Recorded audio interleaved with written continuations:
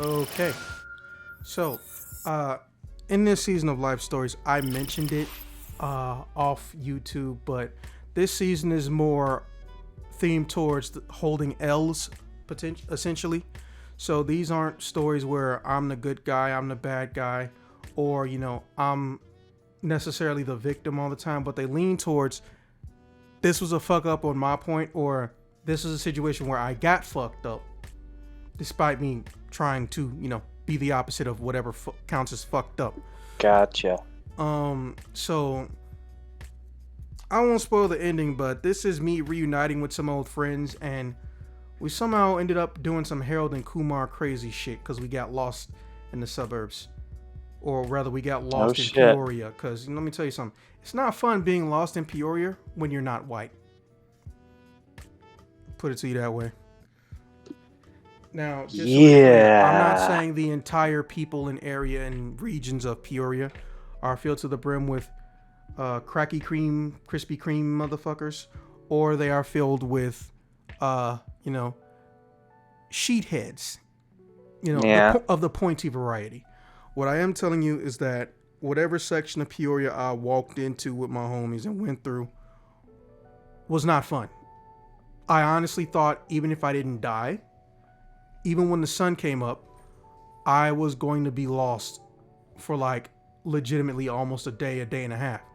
Because, well, for one thing, phone had no battery. And this is back when phones, for the most part, still had minutes. If you remember that, like, I still have to convince teenagers this was a thing. Ugh. Bro, I still have to convince teenagers this shit was real. So salty about that. And this is when Nokia and BlackBerry were the only people throwing their hats in the ring. That tells you how long ago this was. So I won't give you in a specific year because it's not a secret. I just don't fucking remember it. The names are changed not to protect people, but because I don't remember everyone's name, so I just put in a placeholder. We all know how this works, but I want to get that out the way for the people who were there that I'm going to give this video to. Okay? Gotcha. All right. So, uh, I'm a teenager when this story happens, and like with my last story about, teenagers going to parties that they probably shouldn't be at, or young people having parties with no parental supervision even though they're adults, is kind of, just, it's not wrong, but if it's a good party, it usually means shit's going down. So, all right, so here's how shit went. I am in the same two rich idiots friends, or no, they're not idiots, rich cool people that I used to hang out with. But this is before they got the money.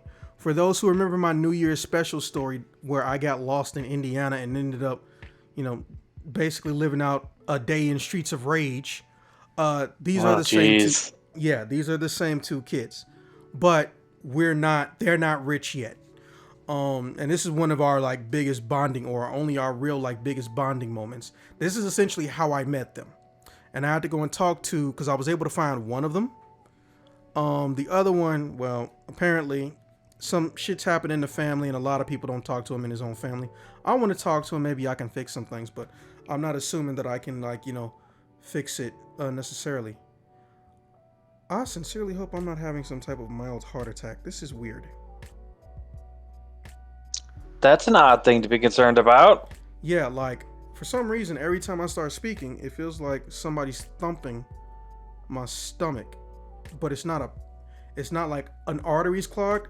It literally just feels like someone is thumping my stomach on the inside. That's not That's normal. pretty weird. Yeah, but I'm gonna continue unless it gets worse. Um, so what ends up happening is, fucking, we're gonna call the oldest one Michael, and we're gonna call his brother Phil. I'm gonna get some Tums just in case. Hold on.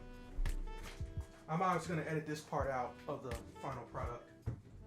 This is fucking weird. Those Tums.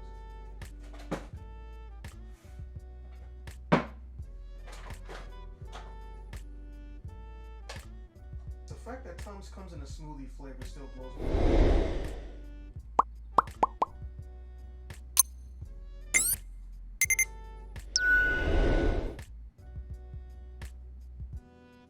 Two to four tablets. Okay. Let me just do one for the time being.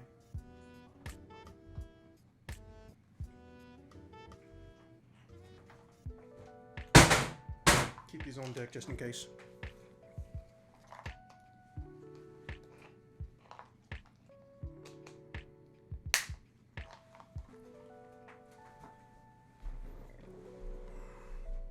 All right, so what else? Their name is Mark and Phil. Mark's the oldest, Phil's the younger one.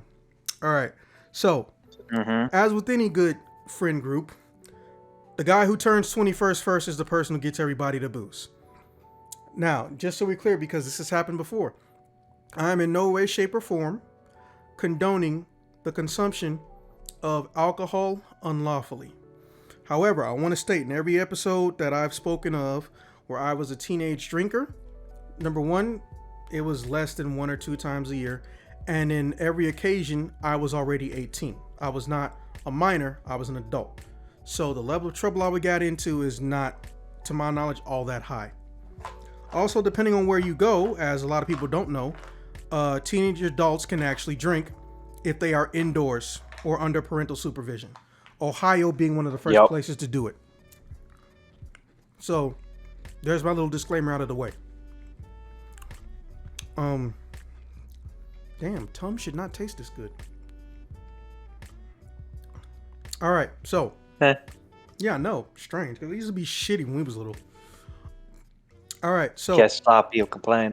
Yeah, so as I mentioned, I did go to parties because I wasn't a fucking stick in the mud as a teenager.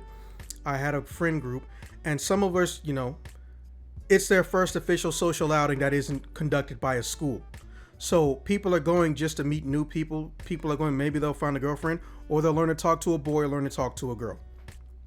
But of course, like any good party where young people are, half the motherfuckers there are shy and they want someone else to do the work for them. So yeah, sounds about right. Yeah, I'm not gonna say I had a bad time. It's just I don't like the idea. This is not a date in any way, shape, or form, but I'm one of those people.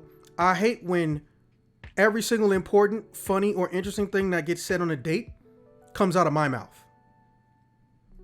I'm not egotistical like that, but you gotta understand, I'm trying to learn about you. I don't need to own your soul. I'm not trying to own your soul. I'm trying to figure out what makes you you. What do you like? What do we have in common? What don't we have in common? What can you teach me, or what can you learn from me, or what can we just reach some common respectable ground on and shit, right? Yep. Social interaction is a two-way street. Yeah. And unfortunately, and I'm not saying all women are like this, but let's make it blatantly clear. A lot of the onus in society, at least up until maybe 2008, maybe 10, and I don't even know why I'm throwing out that number, but that's when I started seeing it show up a lot in my social feeds. It was always expected that the man is supposed to engage at every cost, unless you were extremely buff or extremely rich or extremely pretty or some combination of the three, right? That's thereabout. Yeah, on some level, a lot of women still, follow that shit. So that means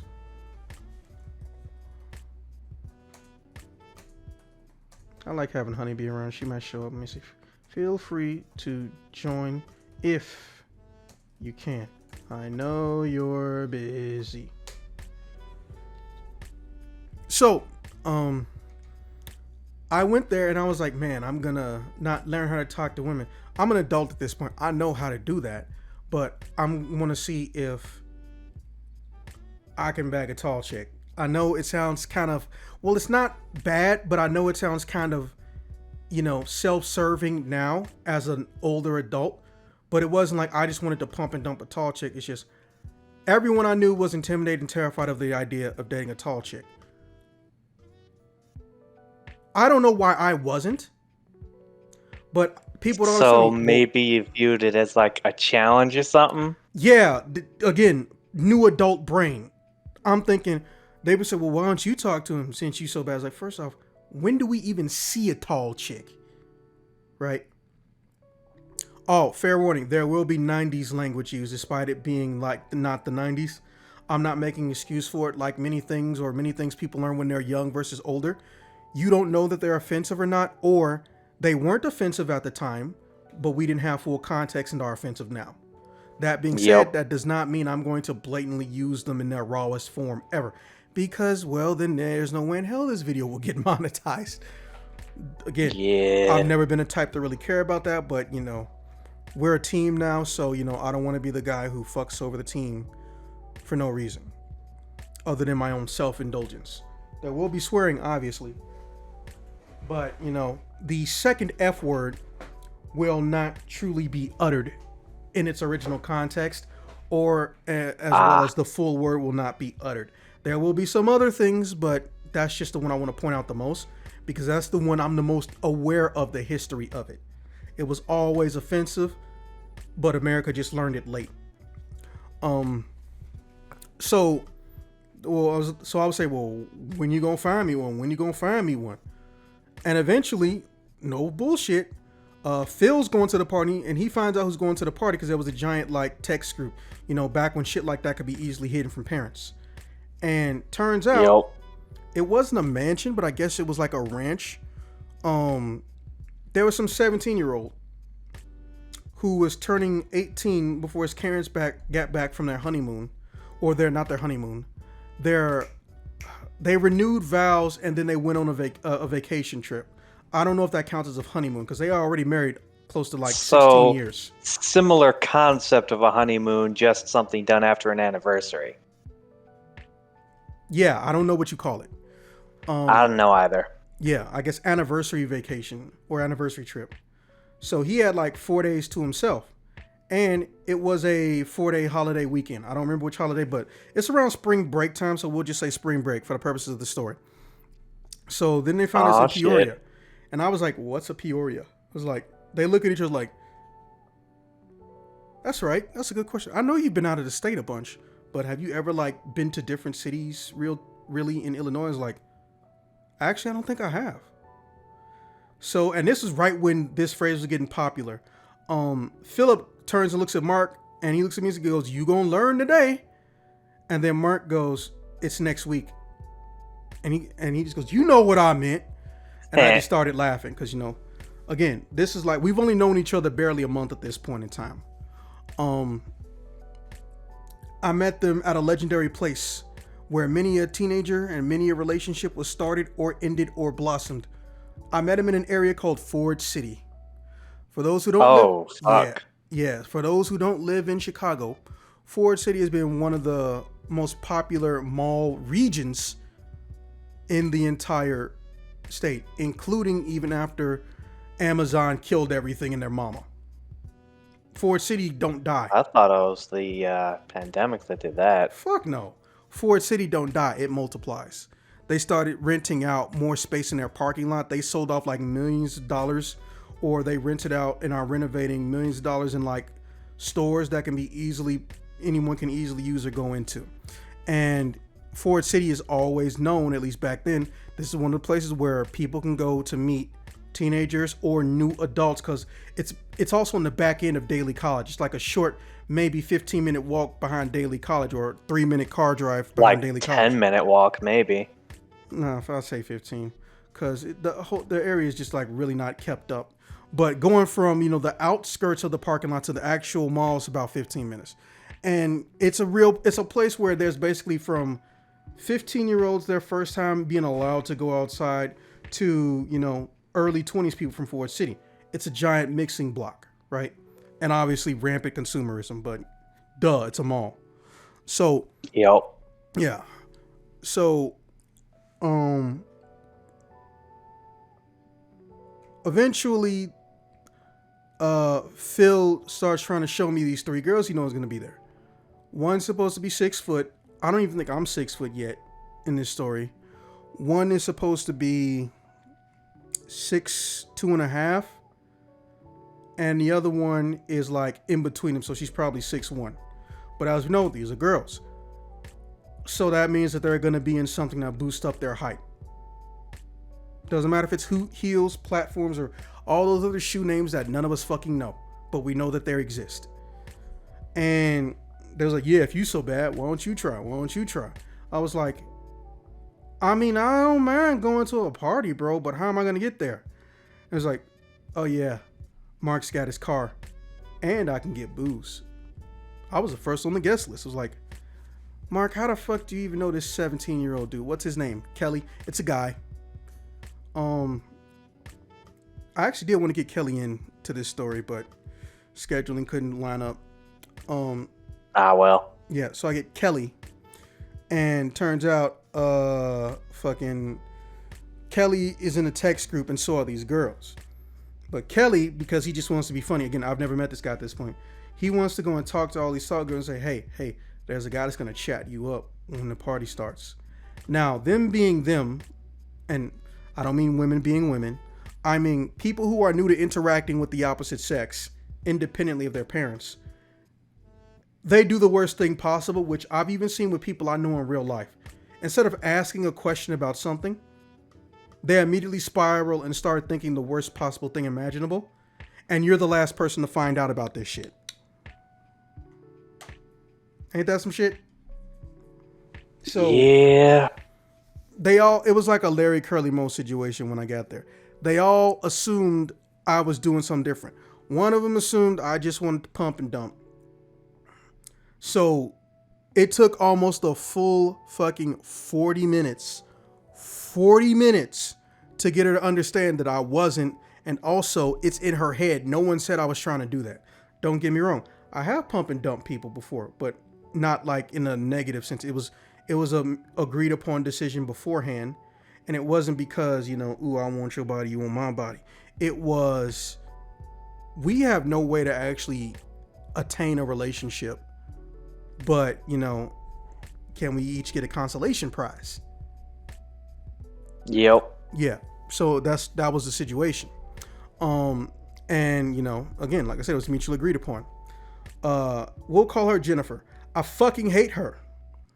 But I had to play nice. Because I shit you not, man, those girls would not separate from each other. They didn't even know each other personally, but I swear it was like some Siamese triplet shit going on. If one of them went somewhere, the two of them went somewhere and they said, come on, walk and talk.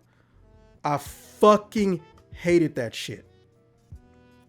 So eventually I get done with Jennifer and there's barbecuers being cooked in the back, right? So neighbors start wandering through, or just people walking by started wandering through from the front and the back of the house. Now, even though this is a ranch or some type of just house with a lot of land, because there wasn't like farm animals around, so that's why I say I can't really call it a farm. It was a house with a lot of land. Their fences was low as fuck. Those fences weren't even there to keep people off.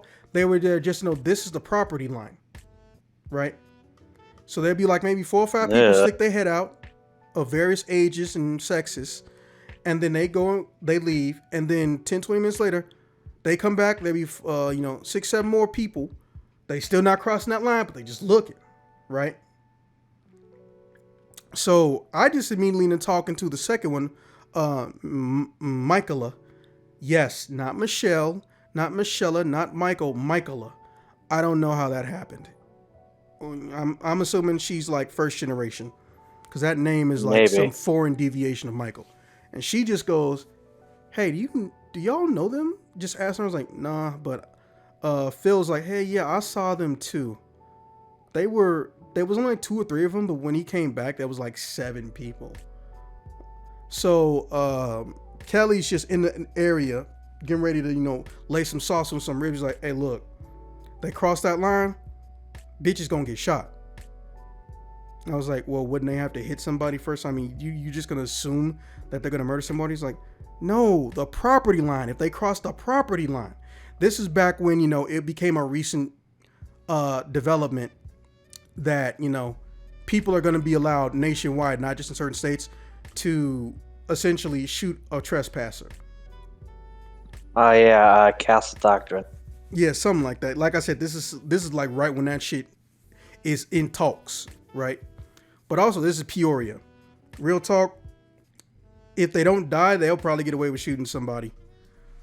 I mean, I wouldn't shoot a party crasher unless they like dealing drugs and shit. Because let me make it clear, there are no drugs at this party that we're aware of outside of weed. So eventually, some girl catches Mark's side because he's in the area because they were still texting. Aw, you struck out with Jennifer. Well, what's gonna happen next? Yeah, good. Mark's saying like uplifting, positive things, and fucking Philip is being a complete and total asshat. Like, he's living up to the annoying little brother stereotype.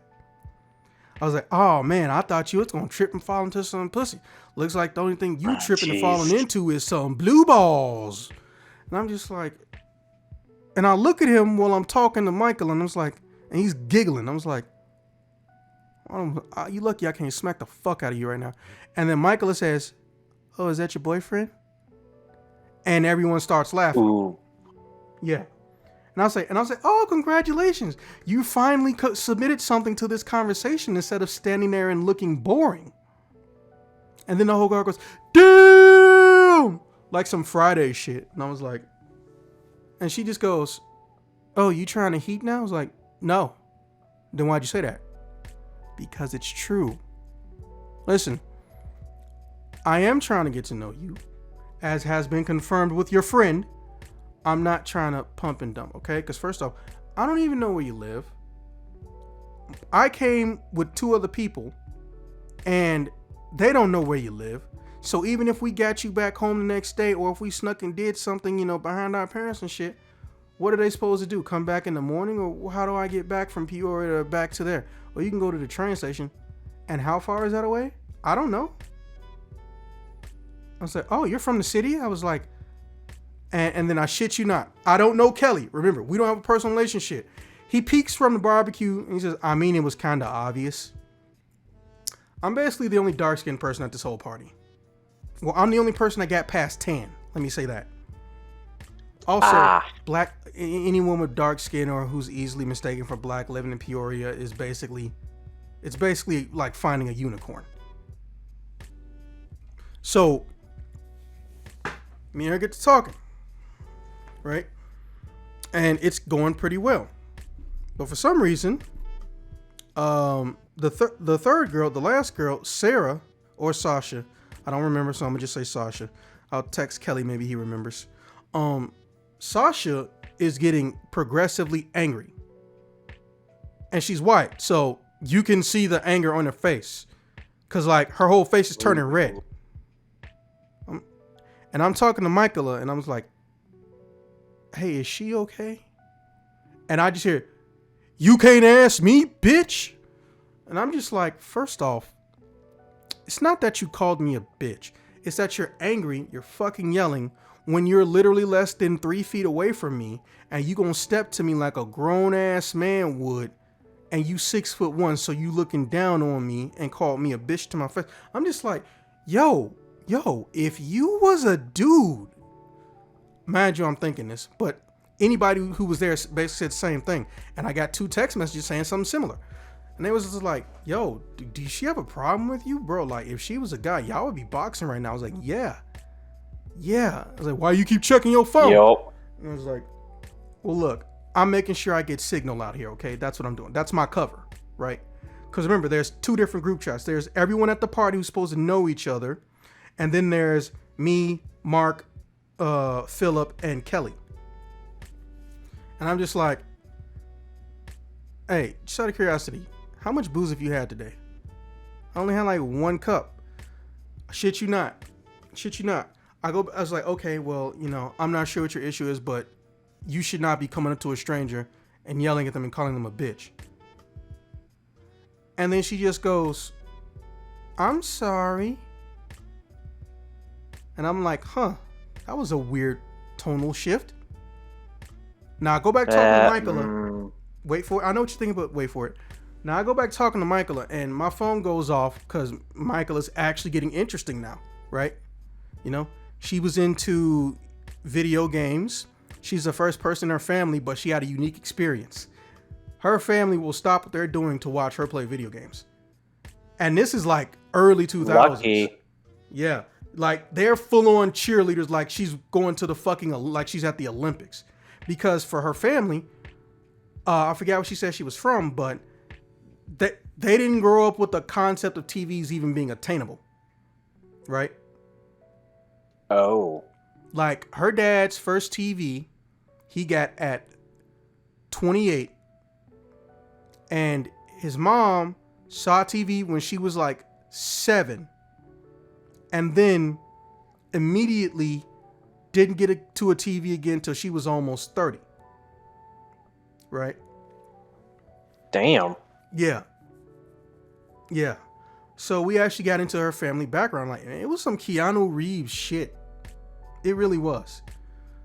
So eventually, you know, I was like, oh, wow, that's actually pretty interesting. You know, you come from an interesting line of people, and I'd like to, even if you don't want me to meet them yet, you know, I'd like to be able to continue this conversation when not at a party, but it's up to you. I don't know what you're feeling like.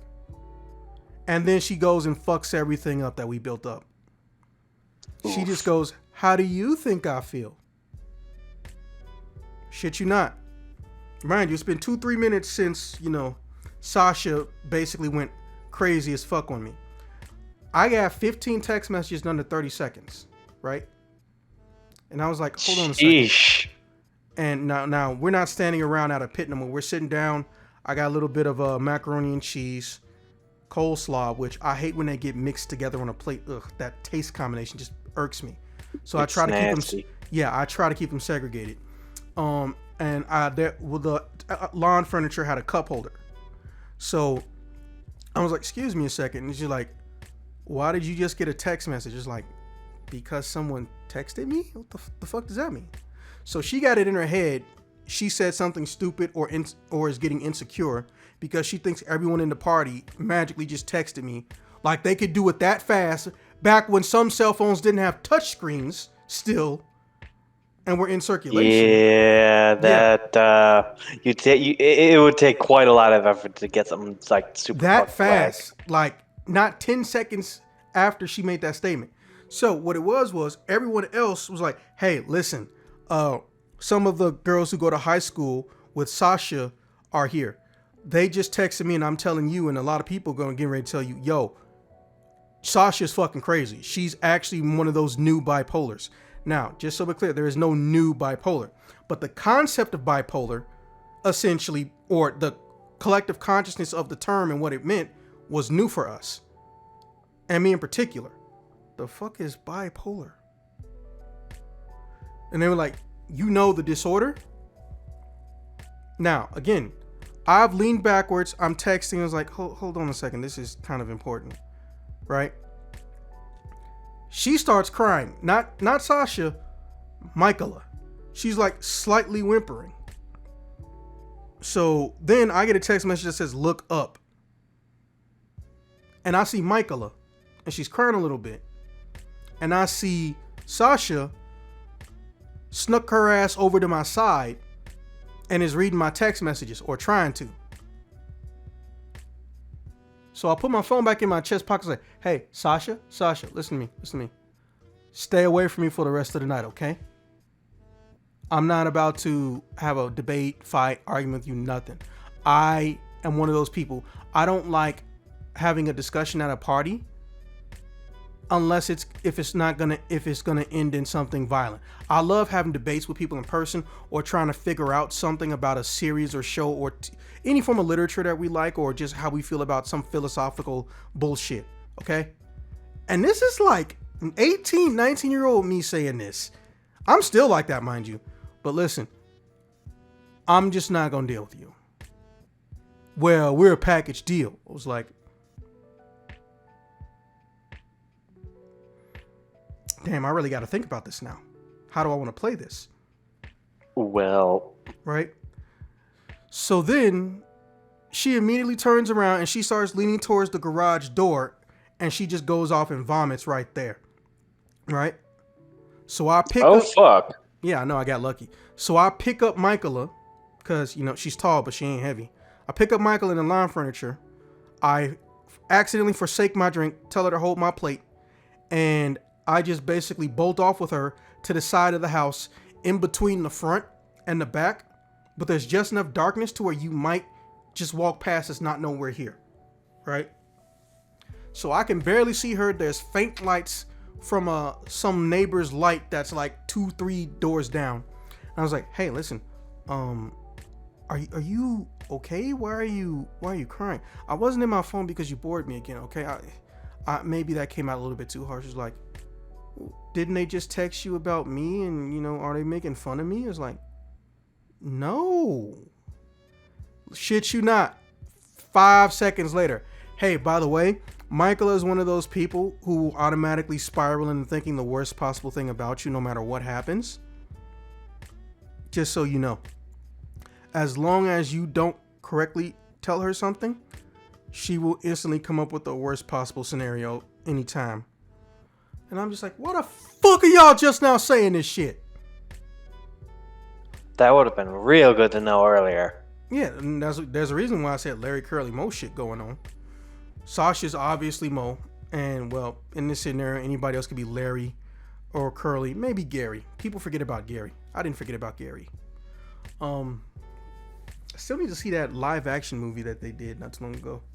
No, it was a long time ago. So I'm just like, hey, listen, now no one's around. I'm gonna spit a little bit of game. This is before I got into my not villain arc, but I guess my holy shit spitting game works arc. This is before I go into the, you know what, fuck it, I'm gonna just tell you the truth. Cause see, I don't like to lie to women because they will tell other women. Even if you don't know them, or if you lied to someone and you never see them again, someone who remembers that will tell some new girl some shit. Okay? Like, I'm not pretending that I don't know how the game works, no pun intended. But this is not, hey, listen, this is what I'm about. This is what I'm interested in. If you got something different, I don't mind trying to conform to it as long as we honest. This is the, girl, you so blah, blah, blah, blah, blah, blah, blah. Now, I don't remember what all I said, but I basically said, listen, I know you probably going to be taller than me for the rest of our lives, but I don't care if I get to put a ring on your finger. Like, Aw, shit. yeah, and this is like 19-year-old me, and she is 18 with a couple wrinkles, so, people assume she's older or she's 21 like Mark is. I cannot remember. All I know is everyone here is pretty much barely out of high school, or they're at the end of high school. Kelly got out a year early, and his birthday was basically the start of the party, so he's 18 on the dot. So she starts giggling and shit, and she says, you ain't even got a car yet. I was like, and my feelings don't matter because I don't have a car? I was like, well, I don't know nothing about you. Like, and I'm here to answer those questions. You talk to me about things we both like, but you have not asked me about me. I'm not hiding anything from you. And she said, and this is early before anyone understood how fucked up that could be or how insecure that looks, but also we're teenagers essentially. She said, well, let me see your social media. I think she said, let me see your MySpace. I was like, okay. Even back then, I never put a lot of stock into MySpace. I promise you, at no point in time did I have like more than I think 10 people that were on my friends list in MySpace. Right? I honestly felt like MySpace was going to get replaced by something that's better without even putting in that much effort into it. I was right. But I let her do it. And you already know where I fucked up in this story, don't you? I'm beginning to see. Yup. She went straight ass into my text messages. And I was, now 3-4 minutes have passed. I was like, hey, how much longer do you need? I was like, aren't you done with like my MySpace? It's really only 2 pages. Huh? Oh, I never went to MySpace. I went through your text messages. So I immediately stand up, right? And then she stands up. And then she lifts my phone up real high, like she trying to stop people from touching a basketball, right? Oof. I was like, I just look and go, well, there's nothing I can do in the situation. Like, look, okay, I tried. All right. I accept my defeat. Okay. I'm not about to, turn petty. Can you please give me my phone back? So she takes my phone. She leans forward. Mind you, she's standing in front of me. Leans forward, puts my phone in my back pocket, and then grabs a chunk of my ass with the other side and starts giving me a hickey. Damn. I was like, that's what I said. Like, I don't understand what's going on right now. And then she said, I mean, your phone makes me think you're kind of sweet. I don't know what the fuck that means, or what was in my, yes, tall woman supremacy. I don't know what the fuck was in my phone to make her say that, or what the fuck that shit means. So I don't question it though, cause Oh dear. tall girl accomplishment. Now, as with anybody who is, me, my first response is, yay, boner, yay. Wait a minute, how far is this gonna go? Shit, do I have condoms? Does she want to be just boyfriend and girlfriends? Is this an established, let's fill each other's needs situation? What are we doing here? Blah, blah, blah, blah, blah. So, 2-3 minutes into making out, I was like, hey, for the record, there's no wrong answer. A phrase I would learn is very good to say in the beginning of a statement. But how far do you want to take this? I was like, well, let me put my shoes back on and we can go get something to eat. But no, you are not. I'm not in a place where I'm comfortable with, smashing on the first not date. I was like, I'm okay with that because you tall. Now, she said that and I just looked at her like, that's not what I meant. And then she starts giggling. So I start texting Mark, Kelly, and Philip. I texted mission accomplished. Also, Kelly, you a real one. Phil, quit being a fuckboy. This is before I knew it would catch on. I'm not saying I invented that phrase, but apparently a lot of people hadn't heard it at this point. It says, what is a fuckboy? Yes, I fuck boy. I'm not a virgin. And then Mark comes in that same text and says, no, it's an insult. And yes, you are a virgin, sweetie. And then Kelly goes, yeah, pillows don't count. And I just start fucking laughing. Ooh. Yeah, mind you, I don't know if this is real or not. And then Phil just goes, I did not fuck a pillow. But he doesn't realize he's saying what he's typing out loud. So then me and Michaela just start laughing, right? And then we go to her car, immediately learn very quickly this motherfucker is rich. Bro, whatever BMW sedan was the most expensive in that year and had the most options on it and bells and whistles, she was driving. That shit was less than 12 months old. God damn. Yeah. Now, I don't say this. I just say, this you? Yeah. This is a nice car. Right? So, I get in the front seat of the car. I'm not expecting shit to go off in the car. Despite what people think, or rather statistically speaking, at least last time I looked, but I acknowledge it was like 20 years ago, it's much more dangerous to arouse a woman driving than arouse a man who's driving. Right? Much more dangerous.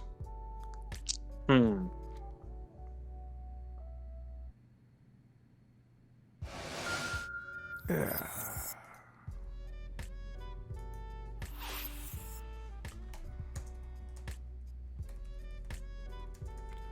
Well, she's gonna be late or she's gonna be spliced in. Robin decided to go store shopping. Anyways. Ah, well. Yeah, it's a thing. Anyways, so I just decided to say, quite literally, hey, what about Sasha and the other one. The other one, you forgot her name already? It's in your phone. Well, she literally didn't do anything other but stare and wave at me. Right? So, I mean, again, this is after the pump and dump has been confirmed not to be a thing. I basically forgot it because I'm still pissed that was the first thing out of her mouth. There's nothing in writing that says, yeah, I came to pump and dump some tall chicks. It just says I was trying to get with a tall chick. That means two things. Get as in date or get with as in late. But guess what? She didn't even ask me to clarify. It was just straight venom the minute she saw me. So, I was like, well, what about them? Oh, well, I mean, I'm going to come back for them. Then all of a sudden, my window's down, and I just hear clap, clap, clap, poof. So Sasha walked up to the car, and she's grabbed my whole entire fucking collar of my coat and my shirt, and she yanked it forward. And she goes, what are you two doing? I was like, and Michael goes, damn. Yeah, Sasha, get off him. Yeah, Sasha, get off him. She didn't like bang my head into the glove compartment, which I don't know why we even call it that. No one ever fucking kept their gloves in there. So, and she's like, where are you going? Where are you about to go? You're going to leave us? It's like, no, we're going to go eat. Calm down. I don't know what it is, but when women add a at the end of something, it just seems more like they're agitated. And it's like, well, why can't we come? Because we want to talk to each other more in private, which makes it easier, more comfortable for me, because there's not two people hovering over me, especially someone who is fucking crazy. What did you call me? And then Michaela, mind you, she has an accent. She just goes, shit. So she revs the car up and she pulls out and she guns it at least doing 70 for like 5 seconds. Like, what the fuck is wrong? It's like, you called Sasha crazy. Listen, there's a reason she almost got expelled a couple times, okay? Something wrong with her. And I don't feel like dealing with it. We're not even really friends. We share a friend through Jennifer. She's actually a lot nicer, but she had a bad relationship, so she's thinking you're more of the same. I was like, oh, well, see, that I can understand on some level. She still should have fucking said something, but I can understand that on some level, right? So, we go to some local diner whose name I can't remember, but for the purposes of this story, we're going to say it was a Denny's. So, we're in Denny's, and she said, hey, you can get whatever you want. I was like, yeah, I am, because you're obviously rich. I was like, hey, do you think that's bad, though? I was like, what do you mean? Well, I don't think me being rich or my family being rich, I should say, is bad, but, my dad always taught me that, people may try to kill you for, coming from wealth. I was like, where the fuck is your parents from? God damn. Because now you're making me think you're like from some collapsed civilization. Or not civilization, some collapsed country that, a bunch of people with wealth escaped out. And, your dad's one of them. Like USSR shit. For those who don't remember that, Russia wasn't always Russia. It used to be the USSR. Or either the USSR got taken over by Russia. I can't remember. Yo. It's very hazy. Because USSR, if you look at it chronologically, they died when I was like 3, maybe 5. It's very hazy. So I was like, oh, it's not a secret, but can I tell you when we're further along in the relationship? And she starts doing that thing. I don't know what it's called. When girls don't like take your whole hand, they just play with some of the fingers, whatever that is called. She's doing it at the table, right? And making it very obvious to everyone around you. Yeah. And it's not a lot of people in here because it's like damn near 9:30, 10. We might be like the last people in this bitch. And all of a sudden, someone throws a fork at the glass because we're in like the front window. Someone from inside throws a fork at the glass. And then the next thing I know, shit you not, this 5'2" lady comes from the back, goes past us. She says, hi, I hope you're enjoying everything. Starts running. And she looks at this dude And she points at him and says, "You get out now!" And I was like, "Whoa, what the fuck happened?"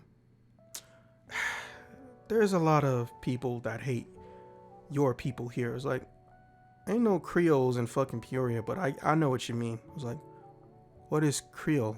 That's what I am. And then she goes, "Oh, you're not African?" I was like, why do you sound sad about that fact? Listen, I am half Creole, half African.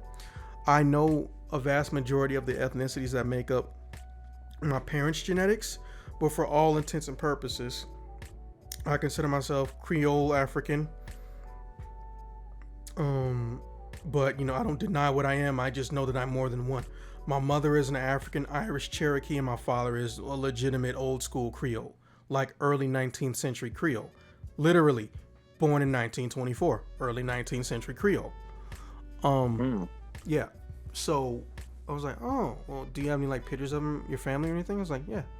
So I show her my dad. I was like, oh, he looks South American. I was like, yeah, that happened a lot back in the day. I was like, he's not this color anymore. I was like, what happened? It's like, well, obstructive pulmonary disorder or disease. I'm not sure if it's disorder or disease. Officer, if you get a chance to look that up for me.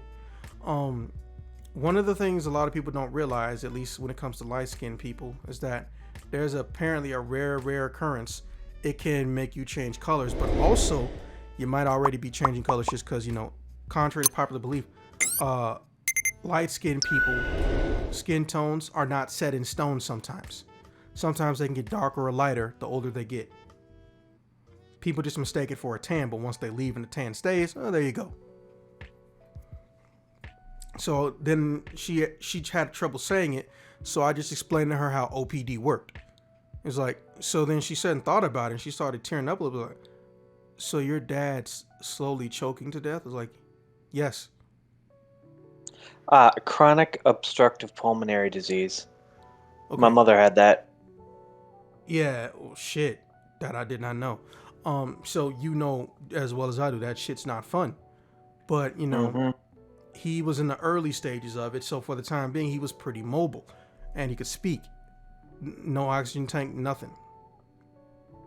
So, fucking...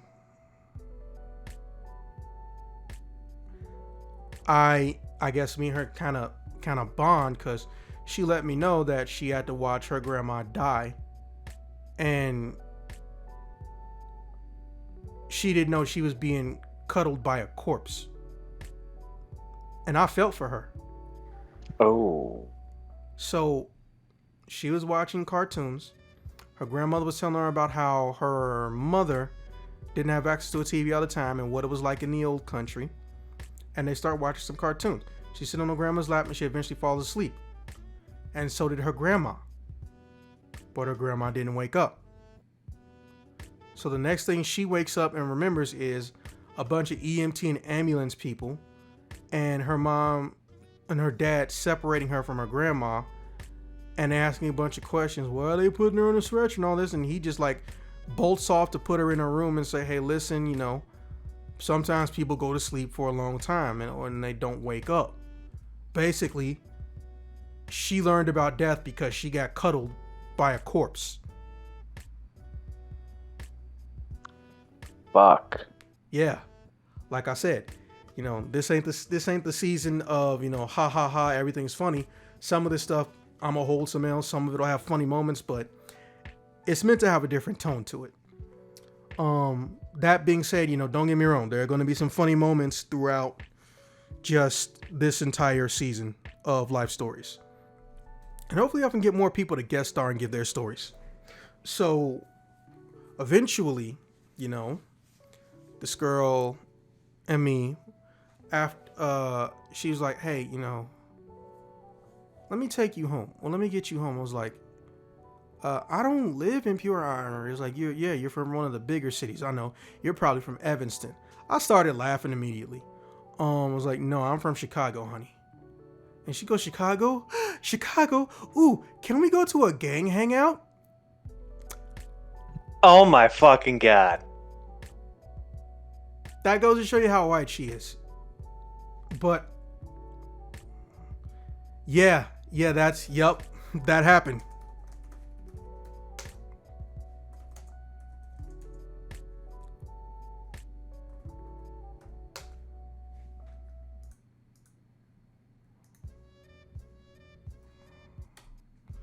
She Gen 1 white. So their first thoughts, they're just gonna say them. I did meet her mom eventually. Just this isn't part of the story, but later on, shit you not. First thing she did, she shook my hand and she said, "Oh, I love Eddie Murphy." Not sure how that's relevant. Yeah, but that's just a thing foreigners say when they meet a black person. They will call off a celebrity that they like, or ask you, "Do you like this celebrity?" Because they like them too. Is it racist? No, it's an attempted bonding and being polite by showing they have an interest in someone in your culture or someone in your ethnicity or something that people who are similar to you do. Creole is not a word that has left the lips of North America. So, I'm used to explaining what I am. Make no mistake. The African part, yeah, people recognize that. People see that immediately. It's a no-brainer at that point. But it's when they see, oh, you Creole too, they're like, what's that? And of course, there's always some asshole who'll say, like the sauce. I don't know how many times I've even brought that up in these stories, but at least once a season. Yeah, there's a Creole sauce. But yeah, but maybe I'll say it once a season, but there throughout my life, even up to this day, the last time maybe 8 months ago, if someone hears I'm Creole, they'll say, oh, like the sauce. And I'm just like, why the fuck do you think that that's not disrespectful and stupid? Do you go to an Italian person and say, oh, like the seasoning? Anyways, so I was like, no, I think Sasha's probably calmed down. Now, we have not checked our phones outside of, when I showed her a picture of my dad, right? And so she goes, yeah, let me check my phone. Oh, dear. Yeah, let me talk to some people, too. You can tell them you got the tall girl. I don't mind. I was like, thank you, but that's not what I meant. I want them to know that, you might be taking me home and I'm figuring out the situation, keeping them up to date, right? So we look at our phones and then Michael is like, are you serious? I was like, and I just go, oh, that sounded very American. What's wrong? So then there's like, we gotta go. Opens her purse, throws down $200. We didn't eat more than like $50 in food, by the way. Damn. And she's like, come on, we gotta go. So she picks me up and we just start boosting through. And you're supposed to get through. Yeah, and we just she just starts speeding. This white girl is so fucking good. Maybe she's a white girl. She tans really well. She was so good at driving at high speeds. I should have been scared, but there wasn't that many other cars on the road. But she was doing at least 60 to 70, right? And I'm like, hey, and I'm still in that googly ass face. Hey, baby, you think you might want to slow down? No, people might get shot. I was like, oh, fuck. Hey, let's slow down a second and not get shot, though. What do you know that I don't know? I was like, what messages did you see? I was texting Mark and Phil. She cuts me off. No, go look at the giant group chat thing. And I was like, okay. Now go and look at this. And I look at it. Holy shit. Remember when I told you there was a bunch of people? Dear. Remember when I told you there was a bunch of people looking in at this party earlier?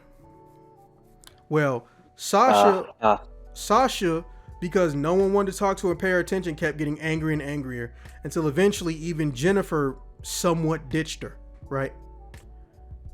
Not really ran away. Jennifer just went to the front of the house, and if Sasha came to the front, she went to the back. That type of situation, right? So fucking she goes and oh my god, how to describe this? So Sasha just got pissed. She hopped over the property line fence because she's tall, and she just goes over to that dude. Hey you, come here, because Kelly is unusually descriptive. Okay, Mind you, I don't find a lot of this stuff out till like a day and a half later. But for the purposes of this story, I'm putting things in chronological order, which is why I had those notes from earlier. She went over there and said, "Why the fuck do y'all keep looking at me?" They weren't looking at us. They was looking at the party. I said, "Well, I mean, apparently dude said we just wanted to come and, you know, we just wanted to see what it was about." And then she says, "Well, y'all too old to go to the party." And he's like, "How old is everybody over there?" And then she does it. She digs a hole even further. We basically go from 18 to like, you know, 22, maybe 21. Oh. Hey, where are your parents right now? I'm an adult. No, I mean the people who own that house. Right? So now these 6-7 dudes invited themselves to a party where they are obviously, they're not too old to be there, but their behavior isn't wanted because they were basically all fucking Trumps, right? So then Kelly is like calling me up half crying. Is like, "They're ruining my party, man. I don't have enough ammo for everybody." It's like, whoa, Kelly. I don't think you need to kill people. Yeah. It's Peoria. If you got a gun in Peoria, no one's gonna care. True. Also, to be fair, you know, he had legal ownership. Well, he had legal ownership as legal as you can be for being a newly christened 18-year-old. So I don't really think he had legal ownership, but he has the same name as his dad, you know, a junior senior situation. So he might be able to bullshit if police show up. Also, he's white, so I have the strangest feeling he won't be getting in that much trouble, as stereotypical as that sounds, or lazy as that sounds. So I'm just like, whoa, everyone's talking about, man, we need to fuck these guys up. Hey, Zach, when you get here, it's code blue, bro. I was like, Philip, I swear to God, if you don't stop trying to act like that's a fucking thing.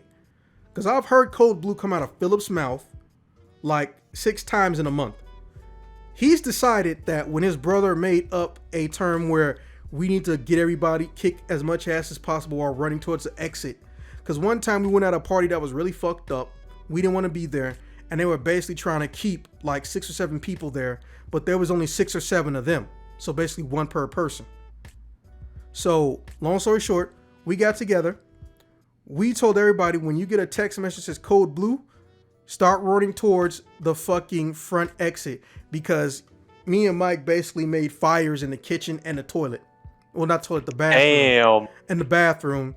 And when they would get close, we would bum rush them and just said, "Hey, go out the front door." Eventually, you know, this place, I don't remember where it was, but they got caught because it was basically, it was some kind of attempted human trafficking, but they were fucking laughably bad at it.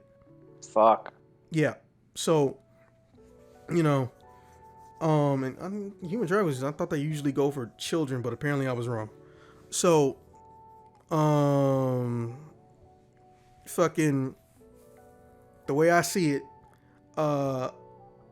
Phil just decided he wants to be in a code blue situation because he thinks that shit's cool. I was like, no, bro. If that had gone wrong, even for a split second, it could have been a hostage situation, or none of us could have got out, and me and fucking Mark would have ended up dead. Right? So I was like, so that's why I'm pissed about it, because anytime me and Mark get into a light scruff or annoyance by anybody at random just bugging us or doing some stupid shit on the street, it feels as if, oh shit, it's a time for code blue. Like, you not cool, man. Come on, you man. Not fucking cool.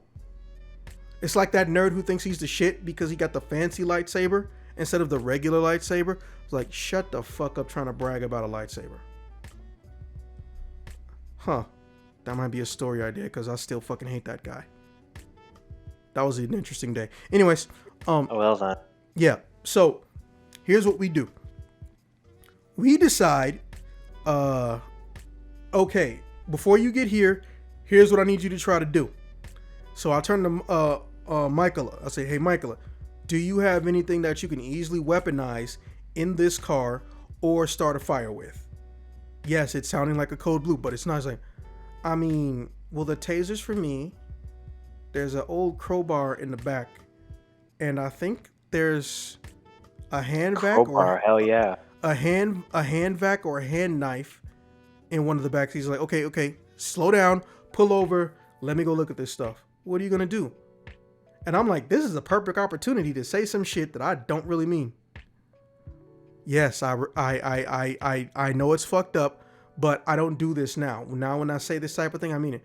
Hey, listen, I'm gonna make sure you get home as safely as possible by any means necessary. I said that to win whatever counts as a brownie points, because I still have no idea how brownie points work. Supposedly you get brownie points for basic compliments, but I've seen that backfire too. So I don't pretend I know how brownie points work anymore. And I told her, and she goes, oh, and then she really kisses me. Right? Hell yeah, man. Yeah. And I'm like, oh man, she's letting me fill up a skirt. Yes, thank you. But not gonna get too much into eroticism. We're not that type of channel. So we get there, and when I say all shit broke loose, the grill was tilted over, certain parts was catching fire. I see Mark coming with the water hose, and I can hear him from the front because we're coming from the side that has little light and we're walking slowly. And I told her, hey, make sure the engine's running. If shit pop off, just go warm up the car. And I just hear Mark go, stop fucking saying Cold Blue, for I beat your ass and shove this grill up your ass too. I was like, classic Philip, just don't want to not look like the annoying little brother. Again, I like this dude. I respect him. But he's still in his hyper phase, right? He hasn't calmed down yet as an adult or an elderly teenager, if that's even a thing. So I go, Mark. He's looking dead at me. Don't know he's looking. He starts looking around. Dead in front of you. So then, now this is kind of funny. Michaela pulls out her phone, turns it on just enough so the screen lights up, and she points it down at me. And then she's like, oh, he goes, oh, that's a pretty cool effect. And then I just see some skinny dude, boom, slug his ass. I'm like, oh, fuck no. So I run up there with the crowbar. I'm running at this dude, and he just looks at me like he can barely see me. I've come out until the light, and he just goes, is that a nigger? Like it's a legitimate question. Oh. I was like, and I just say, thank you. It just made it easier to want to hit this man. Now, Mark is a tan Mexican, but you know, his dad is 100% Dutch. So he looks Caucasian, but he got that exotic tint going on to him. You know, he's actually at white people ask him, hey, where do you go to get your tan? I like it. It's like, nowhere. Or he'll say the sun. Like, because he's one of the first people to explain to me that there are people who have an obsession with a tan version of themselves. I don't know why this is a thing for Caucasians, but specifically in North America and apparently also parts of Belgium, there is a tan obsession, or there's a fetish for tan Caucasians, which I find kind of ironic, but you know, we'll talk about that when the camera's not rolling. So I'm just sitting up here like, cool, I'm okay with this. So then Mark, I'm jumping up, I'm getting ready to slug this dude with the crowbar. I've never seen him get this mad ever again. He stops me in air. He literally puts his hand up against my chest, and I fall, and I'm like, what the fuck's going on? He grabs a crowbar from me, and in one smooth motion, cocks this dude.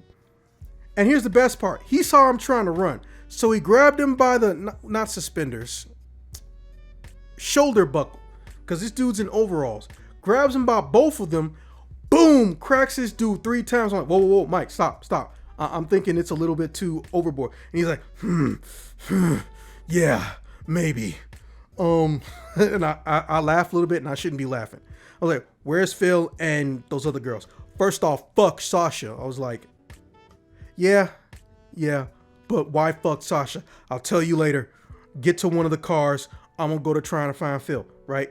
So Phil, I don't even know when the fuck this happened. Phil went and got a fire extinguisher. He put out the fire that was started from the grill being tilted over, right? And then the next thing you know is I hear somebody from like the house next door. They come on their back porch and go, okay, no, I'm calling the police. Is that a nigger? And I'm just like, fucking God. And this is the first time I heard this in my life. No, not the word nigger. It was a bunch of people around just go, Wow. I was like, that's not his name, F word. Yeah, you dirty old motherfucker. Man, you can just look at them tits and know that a broad never had a chance. And I shit you not, I went from being angry to laughing with so many other people. Michaela couldn't stand up straight and she tripped, so I actually had to help her get up. Bro, like that, I don't know what girl that was who said it, because everything's dark. And she just goes, well, like, you just know your bra gave up a long time ago. I was fucking dead. And then here's the weird part. This idiot throws her cordless phone. Right? And I see that she's dialed 911. So me and Mark look at each other, right? And we're just like, hey, you see that movie? You remember that old, you know that new movie or old movie? I don't know how long it's been. Hey, you remember that movie we watched, The Office? Bro, we're about to have an office moment, or so I thought. Shit you not. Michaela, Sasha are stomping out the phone. I'm not mad that they're doing it. I'm mad that I didn't get to do it. So it was like, so they're like, man, I want to do it. Like, and Mark goes, Zach, shut the fuck up. Let's go. So I go to Kelly's like, hey, bro, I had the best fucking time ever. I'm gonna do a quick run through your house to see if anything is missing or broke. I go through, because like we got 15 minutes, because the sheriff takes like half an hour to do anything this time of night. I was like, wait, y'all know exactly how long the cops take to get places? Like, doesn't everybody? No, black people do not have access to this information. I thought you were Creole. I'm half black, okay? Gotta remember, Creole is a new concept for everyone here, right? Mm-hmm. So, I go sweep run through. I was like, I don't think anyone went in the basement. Well, they should not lock the basement. We go through, and I go and I see there's Philip making out with, to this day, possibly one of the most beautiful women I've ever seen. She was built like a stereotypical porn star, but her waist was smaller. Shit, my mom is calling me. Oh, she going to text me.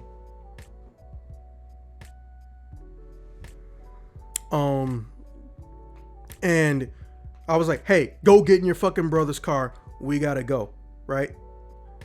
Now, I tell him like, hey, I've done the best I can. I'm not about to pick up no hot ass charcoals that are laying in the grass, but hey, look, they got put out. You put some water over this and maybe move it around with a shovel in the morning or something. Parents might not be able to find out. Remember, pictures on cell phone is a new concept.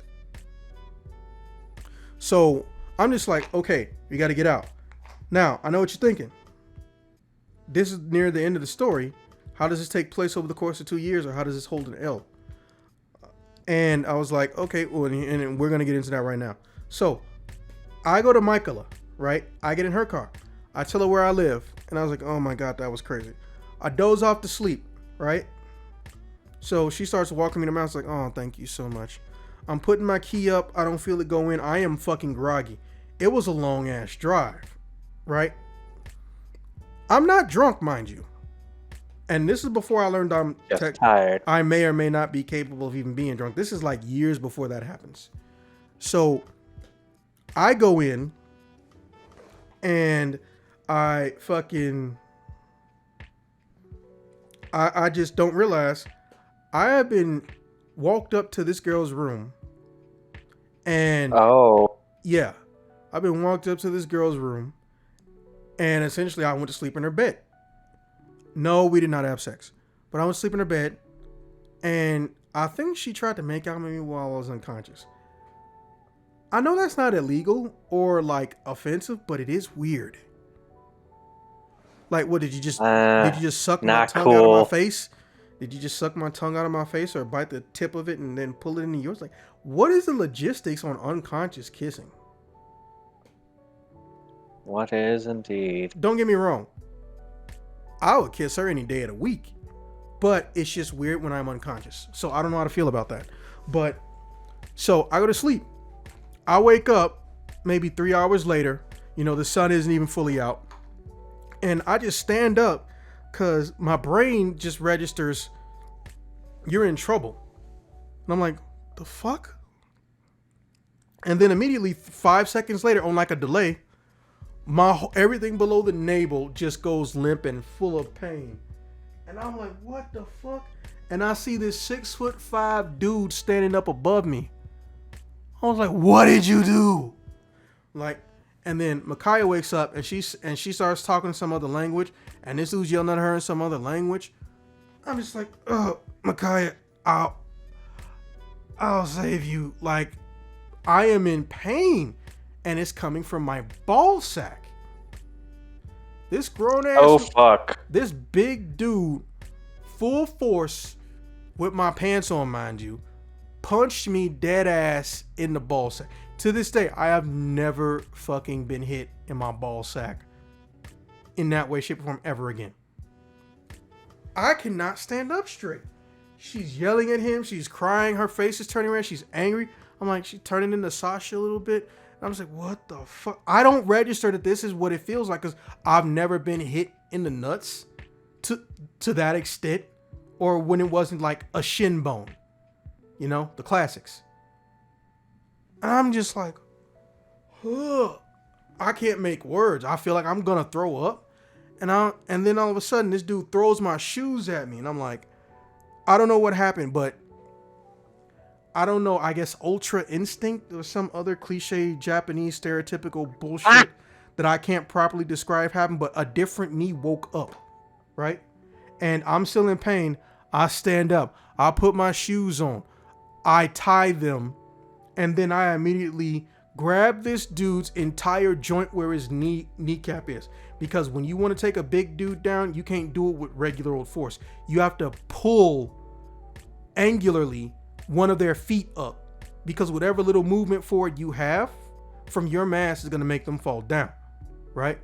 And I think I'm taking this dude's eyeball out. I don't have the crowbar anymore. None of this shit. And I start beating this dude with an alarm clock, right? Just enough so I can like go, hey, it's okay now. I got him. And then I stand up, and then I immediately go back to my knees. And then this lady comes in, and I'm just like, okay, I'm really drunk. You turned into a supermodel.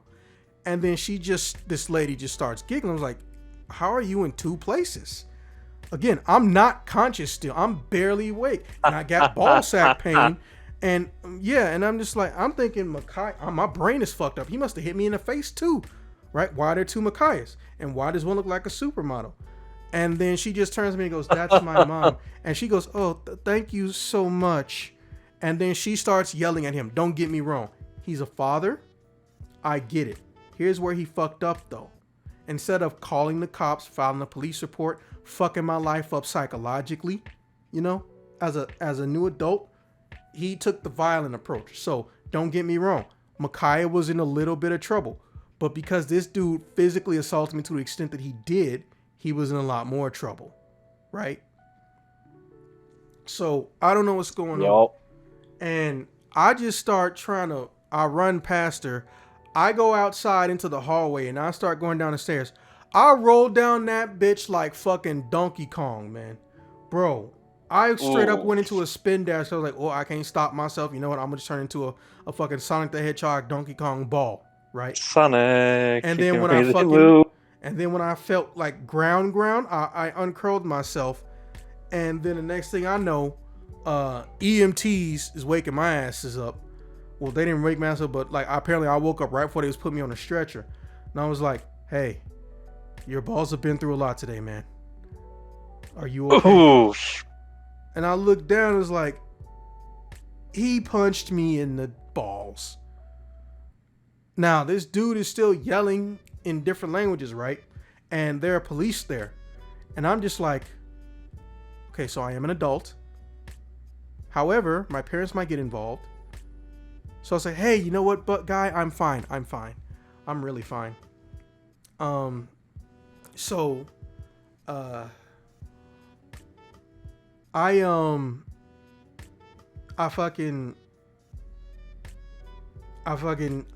was weird. So I answer text messages.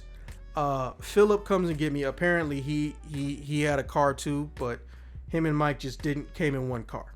I guess it was the security, and there'll be a designated driver just in case. So I I tell them everything that happened. They tell me the parts that I filled in for you just now, with Sasha.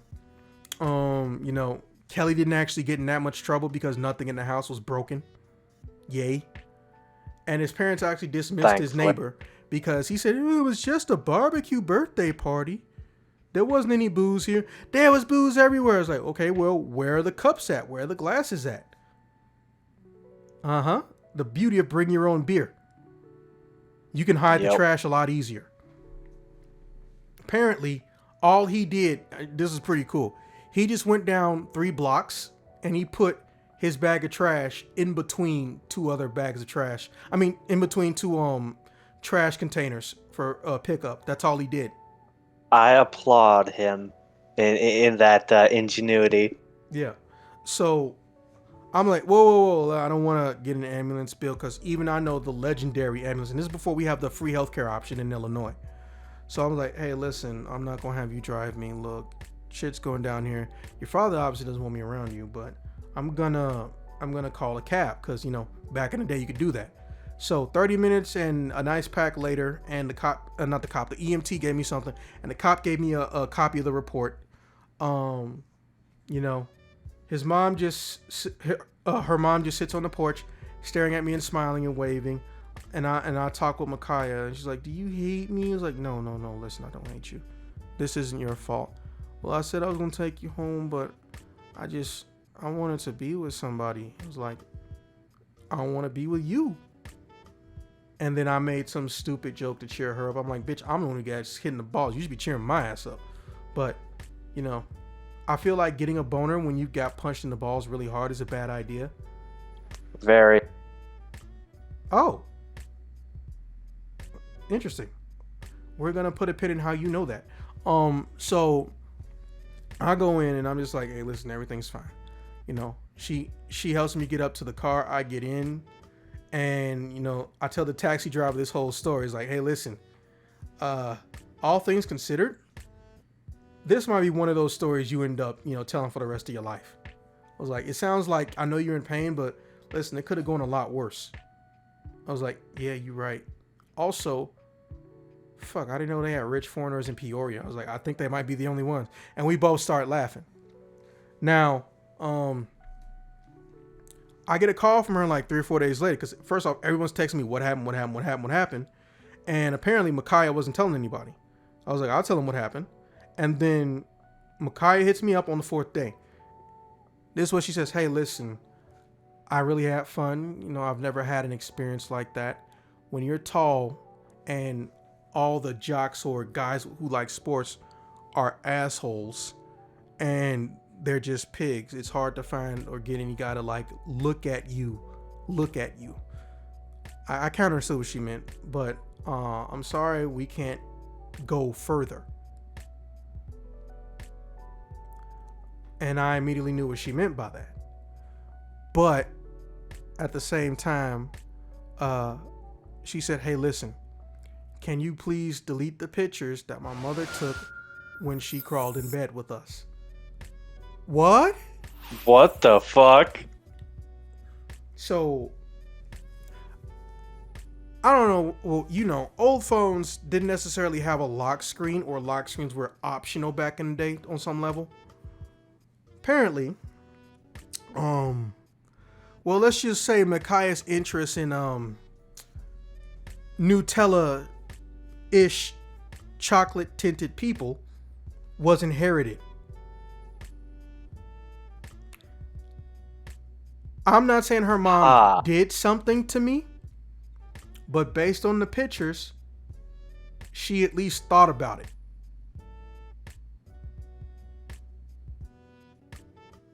Well then. And I asked her, hey, listen, I've seen the pictures. I'm going to delete them. What did your mom get in that bed for? And she never responded back. And I did not see her again for 2 years. Oh. And you think holding that weird L is worse. Shit you not, this is what happened. I'm in Union Station, right? Now, uh, people know that there's multiple entrances and ways to get to Union Station. I take the quiet route. I go in through the fucking parking lot that's like 4 or 5 blocks away, and people don't realize it's right there, and it puts you right to the back where the tracks are. So I'm going through there, and I don't know those trains, but I know the food court, right? And I like the Union Station food court underground because it's almost never a line longer than 5 people. As big as the city is, no matter what time of day, it's almost never a line longer than 5 people. Because so many few people give a fuck about underground Union Station cafeteria mess hall type food. Oh shit, what the fuck? Hello? Hmm? Oh, that was fucking weird. Bro, my whole screen went black and then rebooted. That's some weird shit. Yeah, I guess my computer want me to hold a L2. But so I see her getting on, I believe it was track 5 or track 6. And I'm going upper escalator. I'm going up an escalator, and she's walking down the stairs. And she grabs my hand, and I immediately recognize her. Right? And then I get the worst L of all. I fucking rotate, jump over. We go sit in those wooden bleachers next to the track, the train schedule billboard. And I'm like, hey, let's sit and talk. Like, no, I can't. Okay, fine, I'm walk and talk. I'm almost about to be late for my train. Okay, listen, I'll go on you with the train. So I'm like, Micaiah, what happened with your mom? And are you mad at me? Like, I didn't do anything to your mom. I know that much. I'm unconscious in all those pictures. So you did delete them? Yes, thank you. And then she explained to me her mom kind of sort of has a darkness fetish. The main reason they were even in Peoria is because her dad is so insecure. She doesn't even like when she has a basic conversation or just looks at them or waves at, a chocolate person. Doesn't matter if they're of age or not. Like, to this day though, oh god, technically on paper she hasn't cheated. And Micaiah is older brother is completely entirely Caucasian, and unless she's having abortions by the week, it's kind of hard to prove if his mom's cheating. He may just be insecure, but also she doesn't deny the fetish, right? So I said, listen, can we like just talk or be friends or something? And I shit you not. So the train conductor looks on and says, hey, if you're getting on, you're getting on. None of that all aboard shit like old ass movies. So I was like, so I look at him, she makes me look at her, kisses me, says something in a language I still don't know what is to this day, starts crying, and then gets on the train. And then she says, and then I'm just out here like looking like, I don't know, Boo Boo the Fool, because I get like maybe, I don't know, 5 minutes before I just say fuck it. I go back down to the bleachers and I fucking just sit in a little wooden ass corner where those bleachers are when no one's paying attention, and I just fucking cry. The end. So yeah, well, I held an L, and it wasn't for love. Love gave me the L, if anything. well, shit. Damn, did I accidentally say Micaiah? I feel like I said Micaiah somewhere. Yeah, her name is Michaela. Yeah. Don't ask me how to spell it though, because I never got to see it spelled correctly. Even when I talked to Mark and Phil about this and Kelly, none of them could agree on the spelling of her name. None of them could pronounce. They could pronounce her last name, but they didn't know the spelling of it. Bro, it wasn't a first love. Maybe it counts as puppy love, but it's the way it ended that bothers me. Honestly, I don't blame you. Well, at least I can bag tall women. So yeah, how do you know? And there's that weird heart pain shit. Maybe it was just telling this story. All right. So how the fuck do you know what happens or how it feels when you get a boner after getting kicked in the nuts? What the fuck happened there? Accidentally got kicked in the nuts by a dude when I was kind of chatting up a chick. We did, later on in the evening, we did have a bit of fun, but at the time, I already had the boner, but then got kicked in the nuts while and ooh, let's just say it killed it right away. It doesn't cause like any weird after effects or anything. Nah, no weird after effects. Hmm. I don't know what it is about Peoria, man, but I've never had anything good happen to me in Peoria. Honestly, I can't say I'm surprised after hearing that story. All right. Ooh, man. Well, that's pretty much the end of it. I guess DJ Cereal Milk Sauce Guy still at work, so he can't say anything right now. But yeah, officer, questions, comments, concerns? None really, other than goddamn, that was some crazy shit. Yeah, yeah. I think the worst part is that I don't have pictures of her, not because oh she's so pretty, but because based on the it's kind of weird. I don't think any of my convention friends know that they've met some of my ex girlfriends, but none of them have met my ex girlfriends who were like not sci-fi or occasional Japanese cartoon festival type shit, conventions. None of them. Yeah. But apparently there was an urban legend that I'm afraid to or I've never dated a tall woman. I'm like, no, it's neither are true. But since I don't have any pictures of her, you know how everyone is. Pixar didn't happen. I fucking hate that the internet made that thing reality. Cause first off, shit happened before we had pictures. So you telling me Yep. everything in a history book didn't happen? I mean, you go down south, they'll try to lie about all that shit. But no, and Yeah. there's nothing I can do. Well, I appreciate you listening to my holding an L in this sad story. And for any assholes who might come up in my text messages, because I already told you, whenever I do something big, I don't get comments on the video. I get comments in my phone, like Huh. actual homies asking me questions and shit. I'm gonna tell you right now, my family's been mixed raced over 200 years. Being Creole in and of itself is inherently a mixed ethnicity, mixed Yep. race, whichever term you prefer. Technically race isn't real, but it became real because we got too many laws that govern this shit, whether they should or shouldn't exist. And also ethnicity is basically what most people think they mean when they say race. It's kind of like gender and sex. There's a lot of overlap because of what people do know Mm-hmm. versus what is popular. um but my family's been mixed race on both sides over 200 fucking years. So if someone has an issue with me dating what may have been a Caucasian woman, or maybe even like the Sicilian or Northern Italian situation, or maybe the Italian Peninsula where they're Caucasian adjacent but they tan, pretty easily, blah blah blah, Nick Diablo type shit. Um, hey, Cyril, if you can chime in, because the story's at the end. So I don't have a problem with dating someone because first off, last I checked, you're supposed to be dating based on if someone loves you, likes you, respects you, and maybe you have mutual agreement or judgment in certain situations in society. Last I checked, unless you're psychopaths and dysfunctional and shit.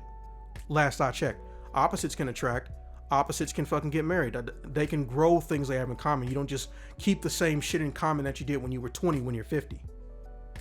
I mean, much as I'd like to say, we're past the era of interracial marriages being some big taboo thing. Honestly, I question if we're actually past that these You days. don't question. You know damn well we're not. Depending on the state or the city in the state, there'll be people who have to hide their Yeah. disgust because they know that they'll be labeled what they really are, a fucking disgusting ass racist. And then there are people who've never experienced it and have no idea what the concept is even like. So I'm gonna tell you right now, all the cousins I grew up with, like around me, that actually around my age group, 10 years or less, all of them, They're either mixed race or they're marrying somebody of a different ethnicity. My fucking oldest Gen 1 cousins is Artemis, who is Daywalker in the group, and Alphonse the Grey. Both of them. Alphonse married an Italian woman, and Artemis, well, his wife was a redhead whose nickname was Wendy growing up because that's how much she looked like the Wendy's girl. And his current wife is Caucasian. She just dyes her hair red. The boy got a strong redhead fetish, but he honestly, it's just that he date people that love him for him, and I ain't mad at him. He married her too. Alphonse, same situation. I'm never gonna be at a point where I respect Arnita, but I respect her relationship. She's getting ready to marry a Mexican or a Puerto Rican guy, if memory serves, and her brother Aramis, whom I will I can't say that on here, but let's just say I hope I'm not around when he dies, because I know I'm gonna be suspect number one based on things I've said about him in the past. He married 2 years ago or a year ago. He married a Latin woman, if memory serves, who also likes dyeing her hair red. Notice the patterns. Same as his brother, Artemis. And despite me being a city kid, as far as like damn near 99.999% African descent chicks, I've only dated 3. Not because, none of them met some ridiculously high standard or some other shit. No, because there were only 3 that I wanted to date, and also didn't do that thing where they annoy me to get my attention and expect me to give them affection for it. I fucking hate when any woman does that. Even if it works on me, I will tell them, hey, listen, don't do that while we're together, because I fucking hate that. Will they get your attention? Okay, well, you got it now. Just stop doing it. I will give you more attention if you stop doing it. I've been dating based on people that like me, and I don't make an excuse for it at all, ever. I know dudes who've been in comfortable and good relationships with women who are not of African descent, but when I ask them about their girlfriend, they get defensive like, well, black women are just so hard to please. I don't have a problem with black. I'm like, bro, what the? Calm your ass down. I'm like, the you racism sound like is one of starting. It sounds. Yeah, like you sound like one of those white boys who thinks that they did or said something racist and they're trying to backtrack even though no one said they did. That's adorable sometimes. But no, I'm like, bro, like, why the fuck you going out this way? I was like, bro, it's all good. I don't care what your mama and your daddy say. I don't care what some random motherfucker who we're never gonna see again on the train thinks or walking down the street thinks. Do you love her? And she loves you, and vice versa, and you not cheating on each other? I'm like, well, I don't give 2 fucks. I'm actually more annoyed by light-skinned dudes trying to get hype and get hyper aggressive when they're reminded that they're not 100% African. I'm like, why are you mad at something that is obvious? Also, why are you trying to take this aggression out on me? I'm not mad that you're not full African. Why are you fucking mad? No one's holding it against you. If a light-skinned dude, if a light-skinned half or quarter African person marries someone who's Caucasian, their kid's probably going to be Caucasian, like might even have blonde hair. I got 6 friends in a similar situation. They don't know how to navigate shit yet, but not in a bad way. They just know their child will probably have advantages that they don't, or people come up to him and make him think he's adopted, and that's where they draw the line. And they made me swear up and down, Telford excluded, but his child's young. They made me swear up and down, listen, if you ever come across somebody who tells my child they are adopted, or they're an orphan, or makes them think that, I want you to promise me, Zax, that you will correct that. I'm not telling you to put your hands on someone's child, but I don't want my child thinking that they are not mine because of how other people perceive them. I was like, that's beautiful. And I guarantee you I would have did that even if you didn't fucking ask me. Because I'm going to have a lot more cousins like that in the future. So, again, love is love, all that jazz.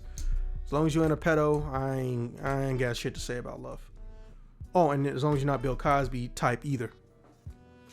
So, yeah. DJ, any questions?